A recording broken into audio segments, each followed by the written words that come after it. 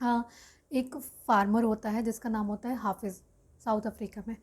तो उसके पास बहुत अच्छा एक फार्म होता है, तो वो बहुत खुश होता है क्योंकि उसके पास, उसको लगता है कि ये मोर देन इनफ है। बट एक दिन उसके पास एक सियाना आदमी आता है, वो उसको बताता है कि तुम्हें पता है डायमंड क्या होता है? अगर तुम्हारे पास छोटा सा भी डायमंड हो ना, तो तुम पूरी एक सिटी खरीद सकते हो, और अगर तुम्हारे पास थोड़ा सा बड़ा डायमंड हो तो तुम पूरी एक कंट्री खरीद सकते हो। तो वो बंदा जो हैप्पी था, जो बहुत खुश था, जो भी उसके पास था, वो उसको छोड़ना चाहता है। वो सो नहीं पाता सुबह तक, जो बंदा खुश था वो रात को सो नहीं पाता, और सुबह तक अपना फार्म जो है वो बेच के अपनी फैमिली को कहीं छोड़ के और निकल जाता है डायमंड्स की खोज में। ठीक है, वो अफ्रीका घूम लेता है, वो यूरोप घूम लेता है, उसको कहीं कुछ नहीं मिलता। वो स्पेन चला जाता है, वहाँ पे भी उसको कुछ नहीं मिलता। तो फाइनली वो कमिट कर लेता है सुसाइड। ठीक है, और वो अपनी ज़िंदगी से हाथ धो बैठता है। दूसरी साइड, जहाँ जिस बंदे को वो फार्म वो बेच के गया होता है, एक दिन वही बंदा अपने पशुओं को पानी पिला रहा होता है, जो रे होती है पानी की जा रही होती है उसके फार्म के बीच से। तो वहाँ पे उसको एक स्पार्कलिंग चीज़ दिखाई देती है, विच वॉज अ स्टोन। उसको लगा कि ये स्टोन है मैच। तो वो स्टोन को उठा के अपने घर में रख लेता है मेंटल पीस में। उसके बाद वही आदमी आता है, जब वो उसके घर में देखता है कि उसने वो स्टोन रखा हुआ, तो वो बोलता है कि हाफिज़ वापस आ गया क्या? तो बोलता है कि नहीं, आपने ये क्वेश्चन क्यों पूछा, वो तो नहीं आया। बोल रहा है कि वो जो तुमने रखा हुआ है वो डायमंड है। तो वो डायमंड ढूंढने ही गया था, निकला था यहाँ से।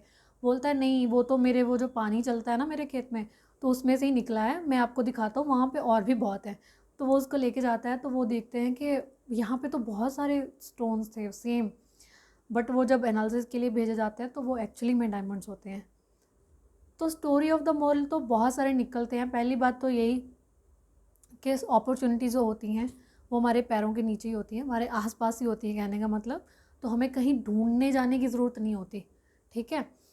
दूसरी बात है कि जब हम रिकग्नाइज़ नहीं कर पाते अपॉर्चुनिटीज़ को, तो वो हमारे मुंह पे एक थप्पड़ बजा के चली जाती है। ठीक है, तो एटीट्यूड सही हो बंदे का, मेन जो चीज़ है, अगर आपका एटीट्यूड सही है तो आप अपॉर्चुनिटीज़ को रिकग्नाइज़ भी कर पाओगे, आप कहीं भागोगे भी नहीं। इंटरनेट हर घर में है, आपके पास सिस्टम हर घर में है, लैपटॉप, कंप्यूटर्स, फ़ोन्स, हम सब के पास हैं।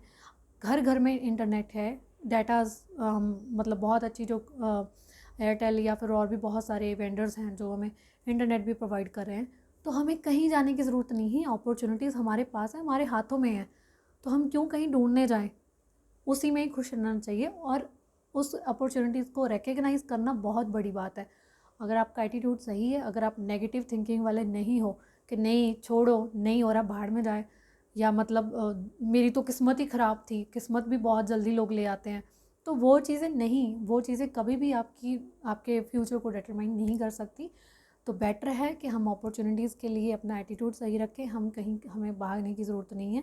टेक्नोलॉजी है घर घर में, ज़रूरत है बस सही मौके की और सही तलाश करने की। Thank you.